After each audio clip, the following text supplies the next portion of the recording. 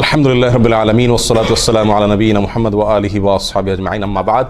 প্রিয় দিনী ভাইরা, আজ আমরা নবী আলাইহিস সালাতু ওয়াসসালামের একটি হাদিসকে সামনে রেখে কথা বলতে চাই, যে হাদিসটি সহিহ মুসলিমে বর্ণিত হয়েছে এবং একই ধরনের হাদিস সহিহ বুখারী সহ অন্যান্য হাদিসের কিতাবেও বর্ণিত হয়েছে। যে হাদিসে আমাদেরকে কবিরা গুনার ভিতরে সবচেয়ে বড় কবিরা গুনাহ, মহাপাপের ভিতরে সবচেয়ে বড় মহাপাপ যেগুলো, সেগুলোকে চিহ্নিত করে আমাদেরকে নবী আলাইহিস সালাতু ওয়াসসালাম সতর্ক করেছেন। আমরা যেন কবিরা গুনার ভিতরে, মহাপাপের ভিতরে আবার সবচেয়ে বড় মহাপাপ, সবচেয়ে বড় অপরাধ যেগুলো, সেগুলো থেকে বেঁচে থাকতে পারি। কোরআন এবং সুন্নাহয় যত নিষেধাজ্ঞা আসছে, এই সব নিষেধাজ্ঞাগুলোই মূলত বড়, কোনোটাই কি নয়, ছোট নয়। কারণ এই নিষেধাজ্ঞা আরোপ করছেন কে? আল্লাহ এবং তার রাসূল সাল্লাল্লাহু আলাইহি ওয়াসাল্লাম। আর আল্লাহ এবং তার রাসূল সাল্লাল্লাহু আলাইহি ওয়াসাল্লামের পক্ষ থেকে যখন কোনো নিষেধাজ্ঞা আসে, সেই নিষেধাজ্ঞা আর কি থাকে না, ছোট থাকে না, তুচ্ছ থাকে না। কিন্তু এরপরেও ইসলামী শরীয়তে আল্লাহ এবং তার রাসূল সাল্লাল্লাহু আলাইহি ওয়াসাল্লাম যত কাজ করতে আমাদেরকে নিষেধ করেছেন, সেগুলোকে দুই ভাগে ভাগ করা হয়েছে। কিছু হলো সগীরা আর কিছু হলো কবিরা। কিছু হলো ছোট অপরাধ, কিছু হলো বড় অপরাধ। ছোট অপরাধ হলো কোরআন এবং সুন্নাতে যে সমস্ত অপরাধগুলো, যে সমস্ত নিষিদ্ধ কাজগুলোকে সাধারণভাবে নিষেধ করা হয়েছে, সেখানে কোনো শাস্তির কথা বলা হয় নাই। আর যেই নিষেধাজ্ঞার পাশাপাশি কোরআন এবং সুন্নাহ আমাদেরকে শাস্তির কথা বলেছে, অর্থাৎ এই নিষেধাজ্ঞা অমান্য করলে দুনিয়াতে শাস্তি হবে অথবা আখিরাতে শাস্তি হবে।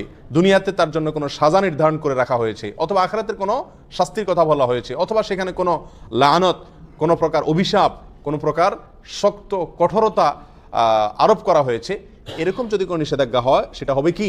কাবীরাহ বা বড় অপরাধ। ছোট গুনাহগুলোও আবার যদি কেউ বারবার করে, তাহলে সেটা কি হয়ে যায়? বড় অপরাধে পরিণত হয়ে যায়। কারণ সেটা এক পর্যায়ে আল্লাহ সুবহানাহু ওয়া তাআলার প্রতি, তার রাসূলের প্রতি বেপরোয়া ভাবকে কি করে? প্রকাশ করে। এই জন্য প্রিয় বন্ধুগণ, সব ধরনের অপরাধ থেকে বাঁচার জন্য কি করতে হবে? চেষ্টা থাকতে হবে। এই বড় অপরাধ যেগুলো, সেগুলোর ভিতরে আবার সবচেয়ে বড় অপরাধ আছে কয়েকটি। আব্দুর রহমান ইবনে আবি বকরতা রাদিয়াল্লাহু তাআলা আনহু তার বাবা থেকে বর্ণনা করেছেন, তিনি রাসূল আকরাম সাল্লাল্লাহু আলাইহি ওয়াসাল্লাম থেকে হাদিস বর্ণনা করেছেন যে তিনি বলেছেন, আলা উনাব্বিউকুম বিআকবারিল কাবাইরি, তোমাদেরকে আমি সবচেয়ে বড় অপরাধ যেগুলো, মহাপাপ, কবিরা গুনার ভেতরে আবার সবচেয়ে বড় কবিরা গুনাহ যেগুলো, সবচেয়ে বড় অপরাধ, সবচেয়ে জঘন্য অপরাধগুলো যেগুলো, সেগুলোর ব্যাপারে কি আমি তোমাদেরকে বলে দিব না? সেগুলো হলো তিনটি। আল ইশরাকু বিল্লাহ, এক নম্বর হলো আল্লাহর সঙ্গে শিরক করা। আল্লাহর সঙ্গে কি করা? শিরক করা। এর চাইতে বড় অপরাধ আল্লাহর জমিনে আল্লাহ সুবহানাহু ওয়া তাআলা আর সৃষ্টি করেননি। আর কোনো অপরাধ নাই যে অপরাধ শিরকের চাইতে বড়। প্রিয় বন্ধু, আমরা অজান্তে, অগোচরে, না বুঝে আমরা অবলীলায় কিন্তু অনেক ধরনের শিরক আমরা করে যাচ্ছি। দুই প্রকারের শিরক আছে, একটা হলো বড় শিরক আর একটা হলো ছোট শিরক। বড় শিরক কোনগুলো? বড় শিরক হলো এমন শিরক যে শিরকের ফলে মানুষ ইসলাম থেকে কি হয়ে যায়? বের হয়ে যায়। ইবাদত আল্লাহর জন্য করলো, অন্য কারোর জন্য করলো। সিজদা আল্লাহকে করলো, কোনো কবরে মাজারে গিয়েও করলো। দোয়া, এটা ইবাদত, এটা আল্লাহর কাছে করলো, আবার কোনো মাজারওয়ালার কাছে গিয়ে সেখানেও চাইলো, সেখানেও দোয়া করলো, সেখান থেকে সন্তান চাইলো, ব্যবসা উন্নতি চাইলো, রাজনীতির উন্নতি চাইলো। এই সবগুলা বড় শিরক। এর ফলে মানুষ কি থেকে খারিজ হয়? ইসলাম থেকে খারিজ হয়ে যায়, বেঈমান হয়ে যায়। এটা হলো বড় শিরক। এই বড় শিরক আল্লাহ তাআলা মাফ করেন না। আল্লাহ বলেছেন, ইন্নাল্লাহা লা ইয়াগফিরু আন ইউশরাকা বিহি ওয়া ইয়াগফিরু মা দুনা যালিকা লিমান ইয়াশা। আল্লাহ সুবহানাহু ওয়া তাআলা তওবা ছাড়া যে কোনো গুনাহ মাফ করে দিতে পারেন। বান্দা তওবা না করলেও আল্লাহ তাআলা চাইলে মাফ করে দিতে পারেন। সাধারণত মাফ করেন না, চাইলে মাফ করতে পারেন, সেটা আল্লাহ তাআলার ব্যাপার। কিন্তু আল্লাহ তাআলা নিজের জন্য নিজে এটা অবধারিত করে রেখেছেন যে তিনি তার সঙ্গে শিরক করলে, আল্লাহর সঙ্গে পার্টনার সাব্যস্ত করলে, সেটাকে আল্লাহ তাআলা কি করবেন না? ক্ষমা করবেন না। এটা ক্ষমার অযোগ্য অপরাধ। হ্যাঁ, যদি কেউ তওবা করে দুনিয়া থেকে মারা যায়, কোনো মাজারে, কোনো কবরে সিজদা করেছে, সেখানে গিয়ে সন্তান চাইছে, কোনো বড় ধরনের শিরক করেছে, অথবা অন্য যতভাবে বড় শিরক হতে পারে সেগুলো করেছে, পরে আল্লাহর কাছে আবার ক্ষমা চাইছে, সেটা ভিন্ন কথা। তওবা করতে ফিরে আসে, সেটা আল্লাহ তাআলা অবশ্যই কি করবেন? মাফ করবেন। তাহলে শিরকের ভিতরে বড় শিরক যেটা, সেটা সবচেয়ে জঘন্য, আর ছোট শিরক যেটা, সেটাও কম জঘন্য নয়। ছোট শিরক হলো কথাবার্তার ভিতরে বলার ভুল।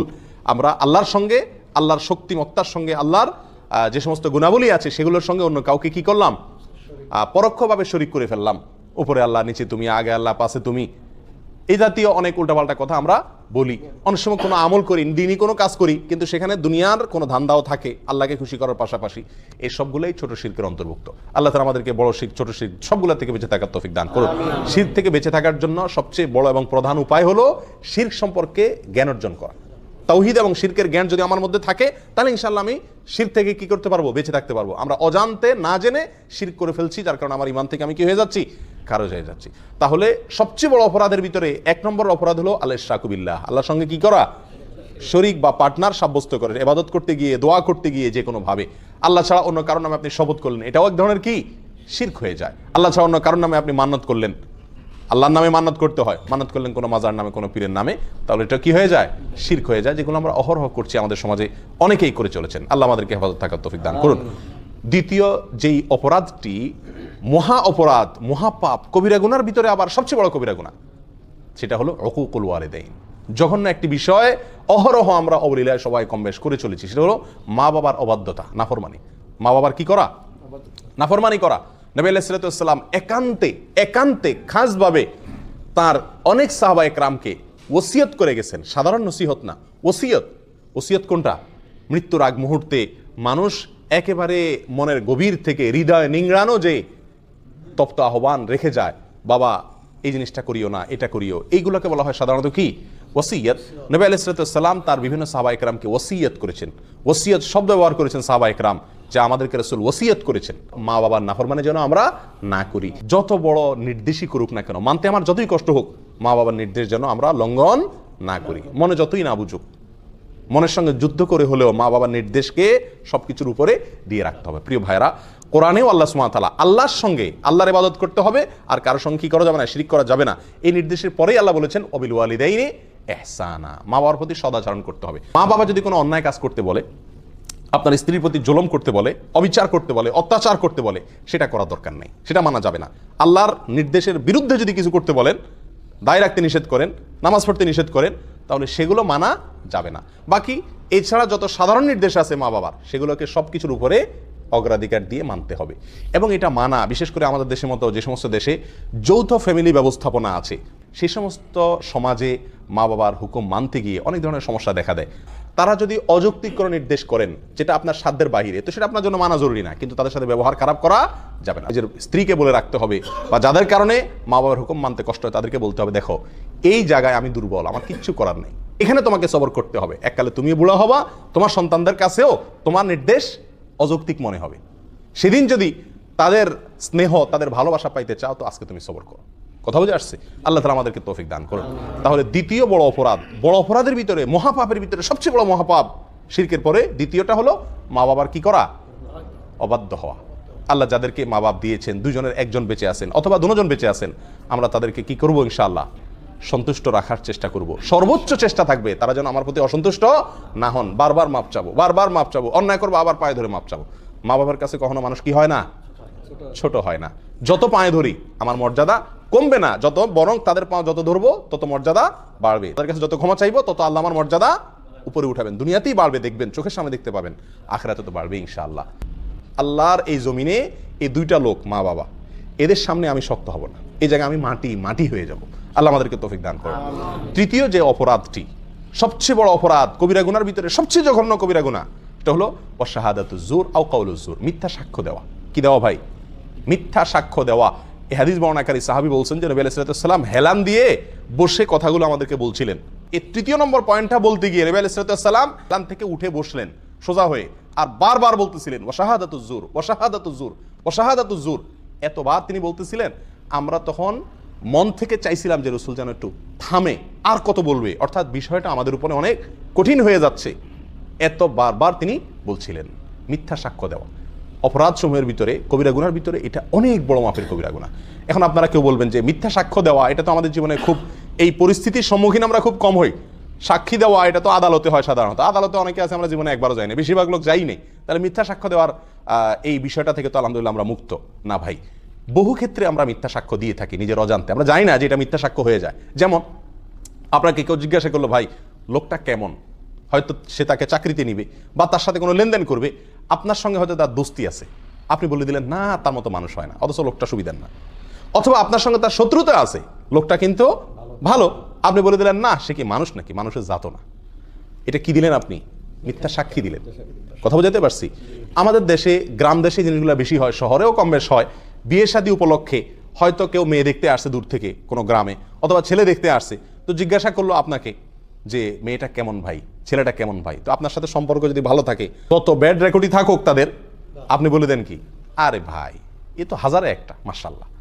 আর যদি আপনার সাথে সম্পর্ক খারাপ থাকে, তখন বলে দেন কি, যত ভালোই হোক বলে দি ভাই আপনি যেমনি আসছেন তাড়াতাড়ি সরেন ভাই, আল্লাহ বাঁচাইছে, আমার জিজ্ঞেস করছেন আপনারা, একবার দর তো খাইছিলেন, এখন সর্বনাশ, হায় হায়, আর জায়গা পান নাই আপনারা। এই সমস্ত কথা আমরা বলি কি বলি না? এগুলো সব কি? মিথ্যা সাক্ষী দেওয়া।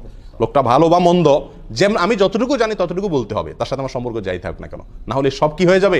মিথ্যা সাক্ষ্য হয়ে যাবে। মিথ্যা সাক্ষ্যের আরো বহু চিত্র আমাদের সমাজে কম বেশ আছে। ছোটখাটো বেজালে, গন্ডগোলে, ফাসাদে, মারামারিতে, ঝগড়াঝাটিতে, বিচার অথবা মানে বিচারের মতো কোনো সালিশি যদি হয় বা এই জাতীয় কোনো মিউচুয়াল হয়, তো সেখানেও দেখা যায় আমি প্রত্যক্ষদর্শী, অনেক সময় আমি সাক্ষী দিতে চাই না, সাক্ষ্য দিতে চাই না। সাক্ষ্য দিতে না চাওয়া এটা একটা অপরাধ, আর মিথ্যা সাক্ষ্য দেওয়া, সাক্ষী দেওয়া, এটা কি? অপরাধের ভিতরে, বড় অপরাধের ভিতরে মহা বড় অপরাধ। আল্লাহ তাআলা আমাদেরকে এই তিনও মহা বড় অপরাধ থেকে বেঁচে থাকার তৌফিক দান করুন। এরকম আরো বেশ কয়েকটা অপরাধকেও মহা বড় অপরাধ হিসাবে অন্যান্য হাদিসে সাব্যস্ত করা হয়েছে, শামিল করা হয়েছে। তার ভিতরে একটা হলো জেনা করা, মানুষ হত্যা করা।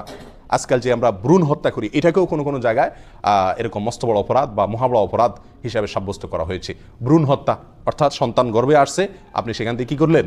হত্যা করে দিলেন ঔষধ দিয়া অথবা বিভিন্ন প্রসেসের মাধ্যমে। এগুলো সবগুলো বড় অপরাধ। আল্লাহ তাআলা আমাদের সকলকে এই বড় অপরাধগুলো থেকে বেঁচে থাকা তৌফিক দান করুন।